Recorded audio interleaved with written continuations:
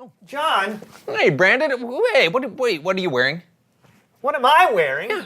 When I asked you about wardrobe for the show, you said, and I quote, "I am not wearing my Bigfoot airbrush t-shirt with pleated khakis and a fanny pack." No, I didn't. Yes, you did. No, all I said was, all I know is I am wearing my Bigfoot airbrush t-shirt with pleated khakis and fanny pack. That doesn't make any sense. I am got to be wearing.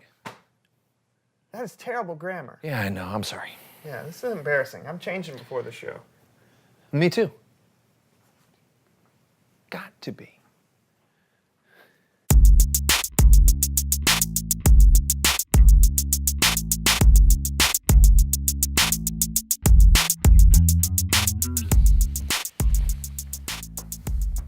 Seriously?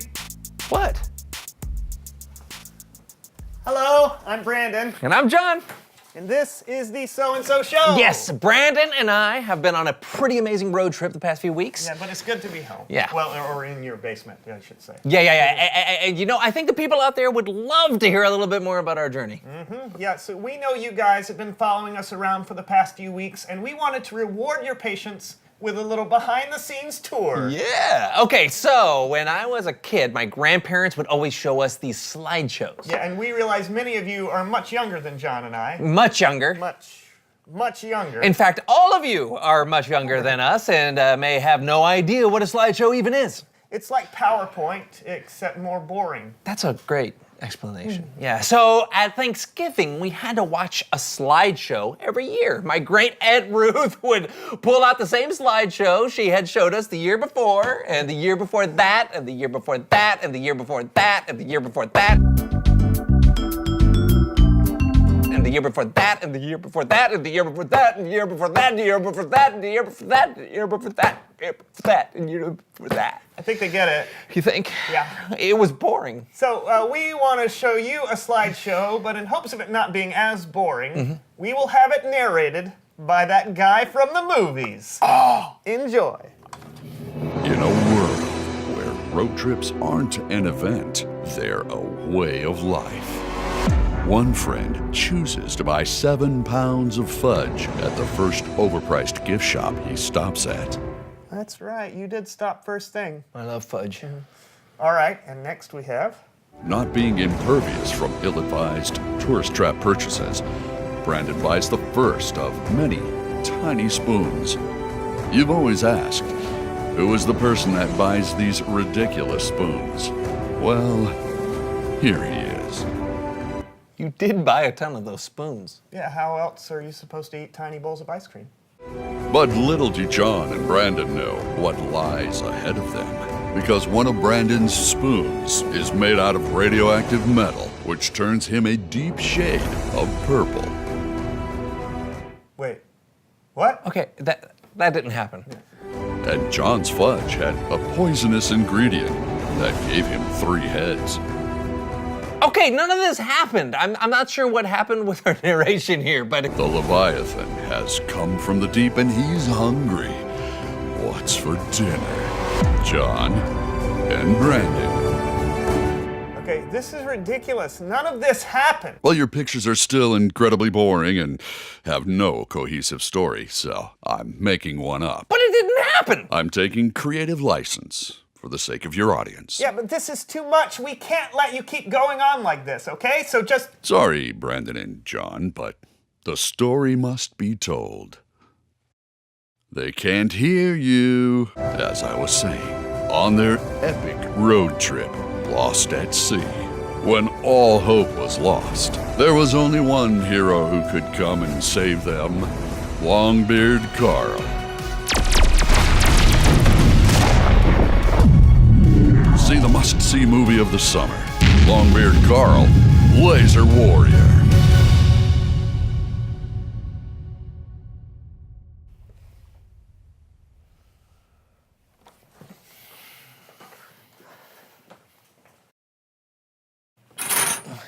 Longbeard Carl, we've told you. You can't play with the sound equipment and the green screen while we're shooting the show. You have to be patient.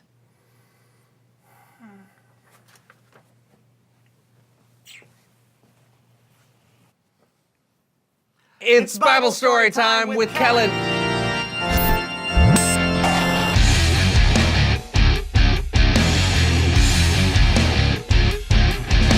Hey, Kellen. Hey, Kellen, how's it going?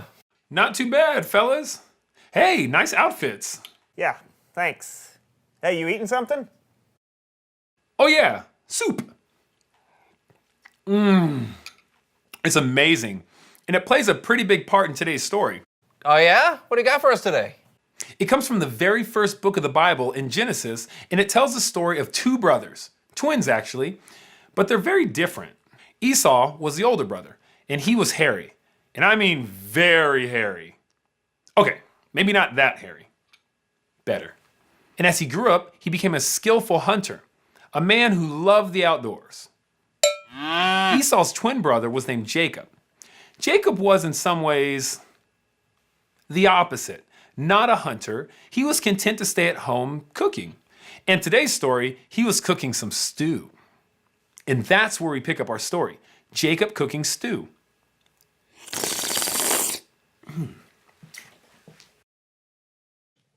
I'm so hungry.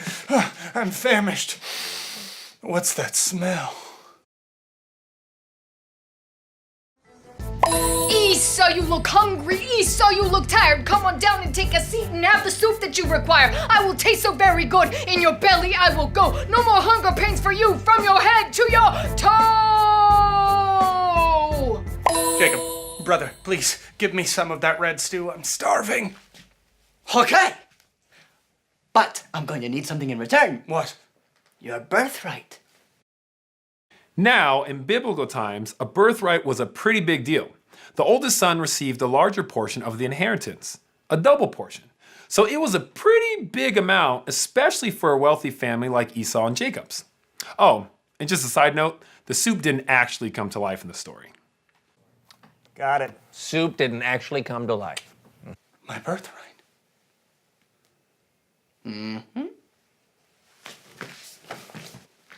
What good is your birthright if you die before you're dead? You're going to die of this hunger, and that will make me sad. Cause I am the best stew, a birthright tastes for sure. You don't guzzle me right now, and your hunger finds no cure. Fine. All right. I'm going to die of starvation anyway. Yes, I will give you my birthright for that bowl of soup. You have to swear to me. My spices are so tasty, my lentils are so prime. You don't need to add a thing, not eating to squeeze a line. What you waiting for, Esau? I'm starting to get cold, can't be waiting here all day for you or your household. All right. Okay, fine. Whatever you say, I will swear an oath to give you my birthright for this bowl of soup. It's a deal.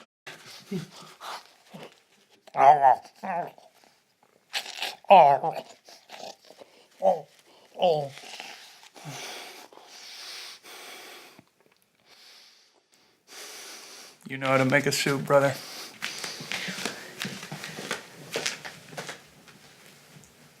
So Esau sold his birthright for a pot of stew? That may seem crazy, and in hindsight, it was. Esau gave up a lot because he was hungry and couldn't control his appetite. And that was a big deal to lose his portion of the inheritance. But that's not all he lost. I mean, Jesus, who came years later, is sometimes referred to as the son of Abraham, Isaac, and, you guessed it, Jacob.